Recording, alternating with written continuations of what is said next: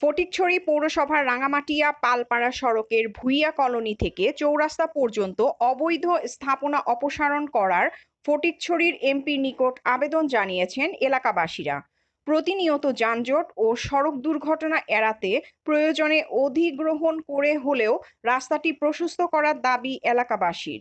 জানা গেছে, ফটিকছড়ি পৌরসভায় ৩ ও ৫ নং ওয়ার্ডের মধ্য দিয়ে রাঙামাটিয়া পালপাড়া সড়ক অবস্থিত।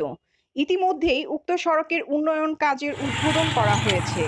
এর জন্য এলাকাবাসীরা ফটিকছড়ি এমপি খাদিজাতুল আনোয়ার সনি ও মেয়র আলহাজ ইসমাইল হোসেনের প্রতি কৃতজ্ঞতা প্রকাশ করেন।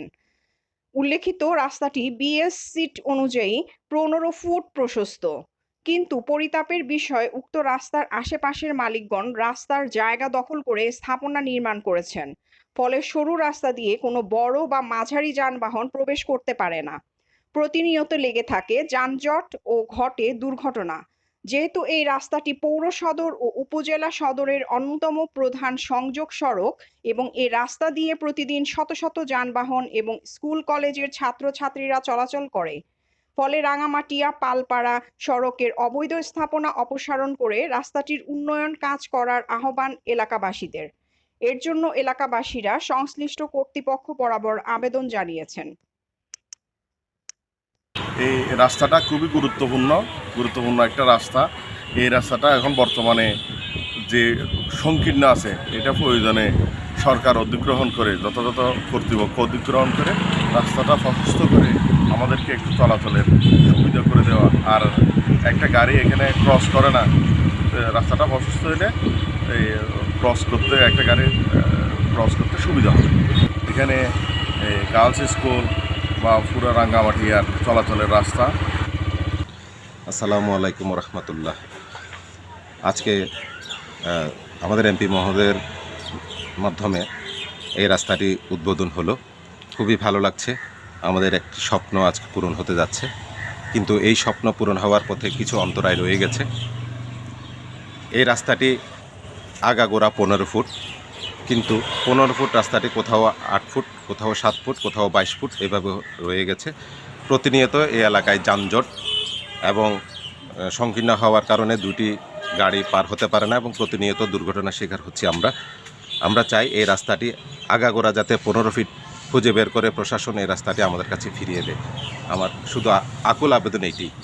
আসসালামু আলাইকুম রহমতুল্লাহ। আমি মোহাম্মদ মামুন রশিদ চৌধুরী। আমি উক্ত সড়ক দিয়ে চলাচলকারী একজন ব্যক্তি এবং এলাকাবাসী। আজকে উক্ত সড়কটি আমাদের এমপি মহোদয় এই ভিত্তিপ্রস্তর স্থাপন করেছেন। আমি এলাকাবাসীর পক্ষ থেকে ওনাকে ধন্যবাদ জানাই যে আজকে উনি আমাদের এখানে এসে সরজমিনে রাস্তাটি উদ্বোধন করেছেন। আমাদের এই রাস্তা এই দীর্ঘদিনের স্বপ্ন, প্রায় 1 কোটি টাকা বরাদ্দে এই ফটিকছড়ি পৌরসভা হইতে এই রাস্তাটি নির্মিত হচ্ছে। এখানে আমার একটি বক্তব্য হচ্ছে, রাস্তাটির বিভিন্ন জায়গায় অবৈধ স্থাপনার কারণে রাস্তাটি সংকীর্ণ হয়ে গিয়েছে এবং প্রতিনিয়ত এটা অতীব গুরুত্বপূর্ণ একটি সড়ক। এখানে স্কুল কলেজগামী ছাত্রছাত্রী, এখানে বালিকা বিদ্যালয়, উচ্চ বিদ্যালয় রয়েছে, এই কোর্ট রয়েছে, ফটিকছড়ি কর্নারেশন স্কুলের ছাত্ররা যাতায়াত করে। প্রতিনিয়ত এখানে দুর্ঘটনার সম্মুখীন হচ্ছে। এখানে প্রতিনিয়ত এই রিক্সা, ভ্যান, মোটরসাইকেলের মধ্যে দুর্ঘটনা হচ্ছে, যার প্রমাণ আপনারা ইতিমধ্যে পেয়েছেন। আমি প্রশাসনের কাছে আকুল আবেদন করছি যে এই রাস্তাটি এবং সংশ্লিষ্ট কর্তৃপক্ষের কাছেও এই রাস্তাটি আমরা 1 কোটি টাকা ব্যয়ে এই রাস্তাটি সংস্কার করছি, কিন্তু আমাদের যদি মেইন সমস্যা যদি থেকে যায়, তাহলে এই সড়কটা উন্নয়ন করে কী হবে? আমাদের অ্যাক্সিডেন্টের মাত্রা কমবে না, আমাদের রাস্তা সংকীর্ণ, 2টা গাড়ি ক্রস হবে না, তাহলে আমাদের এখানে এত টাকা ব্যয় করে লাভ কী? আমি এই জন্য সংশ্লিষ্ট কর্তৃপক্ষের কাছে আকুল আবেদন। আমাদের রাস্তাটি প্রায় 15 ফুট, এখন কোনো জায়গায় 8-9 ফুট চলে আসছে। আমাদের সঠিক জায়গাটা প্রশাসন বের করে প্রয়োজনে অধিগ্রহণ করা হোক। আমাদের কোনো জায়গায় 20-25 ফুট পর্যন্ত আছে, আর কোনো জায়গায় 8-9 ফুট, তাহলে এই রাস্তাটা করে লাভ কী? আমরা রাস্তাটি সঠিক জায়গা বের করে আমাদের 15 ফুট রাস্তাটি আমাদের কাছে আমাদের জনগণের কাছে ফিরিয়ে দেওয়ার জন্য আমরা আকুল আবেদন জানাচ্ছি।